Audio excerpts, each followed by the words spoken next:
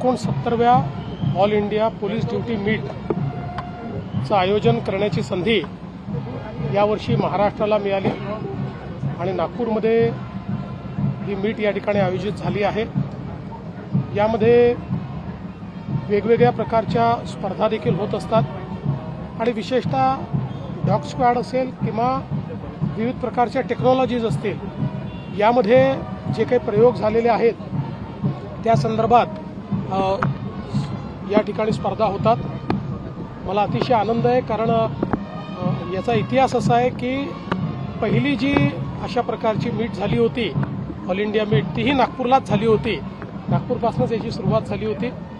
जवळपास 29 राज्यातनं आणि केंद्रशासित प्रदेशातनं 1300 पोलीस अधिकारी या ठिकाणी कर्मचारी आणि अधिकारी आले आहेत, पोलीस आले आहेत। सर हे सांगा, फ्यूल शॉर्टेज संदर्भात ज्या पद्धतीने अफवा येत होत्या, आता आपण जर पाहिलं पेट्रोल पंपावरती नॉर्मल स्थिती झालेली आहे, तुमचं आव्हान काय की अशाच पद्धतीने स्थितीच्या कोणी अफवा पसरवू नये? निश्चितपणे कोणी अफवा पसरवू नये। ज्यावेळी लोकांनी रांगा लावल्या होत्या त्याही वेळी आम्ही सांगत होतो की आपण रांगा लावू नका, पुरेसा साठा आपल्याकडे आहे, पण तरी काही लोक अफवा पसरवत होते।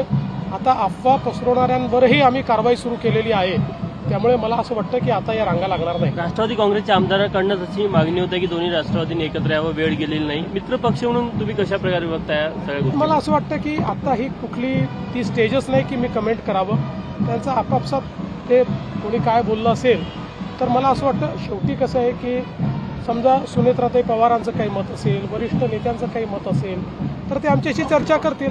आता प्रत्येक गोष्टीवर आम्ही प्रतिक्रिया दिली पाहिजे असं काही तसं कारण नहीं। 5 राज्यों के चुनाव में से कहाँ आप प्रचार के लिए जाएंगे?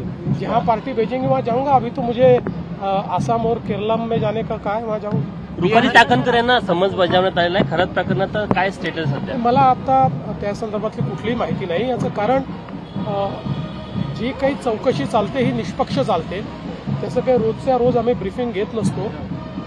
ज्यावेळेस आवश्यकता असते त्यावेळेसच नीड टू नो बेसिसवर याचं ब्रीफिंग केलं जातं। त्यामुळे आता जी काही चौकशी चाललेली आहे योग्य वेळी त्या संदर्भातलं ब्रीफिंग आपल्यासमोर केलं जातं। 69व्या ऑल इंडिया पोलीस ड्युटी मीटचं आयोजन करण्याची संधी यावर्षी महाराष्ट्राला मिळाली आणि नागपूरमध्ये ही मीट या ठिकाणी आयोजित झाली आहे। यामध्ये वेगवेगळ्या प्रकारच्या स्पर्धा देखील होत असतात आणि विशेषतः डॉग स्क्वॉड असेल किंवा विविध प्रकारच्या टेक्नॉलॉजीज असतील यामध्ये जे काही प्रयोग झालेले आहेत त्या संदर्भात या ठिकाणी स्पर्धा होतात। मला अतिशय आनंद आहे कारण याचा इतिहास असा आहे की पहिली जी अशा प्रकारची मीट झाली होती ऑल इंडिया मीट तीही नागपूरलाच झाली होती। नागपूरपासूनच याची सुरुवात झाली होती।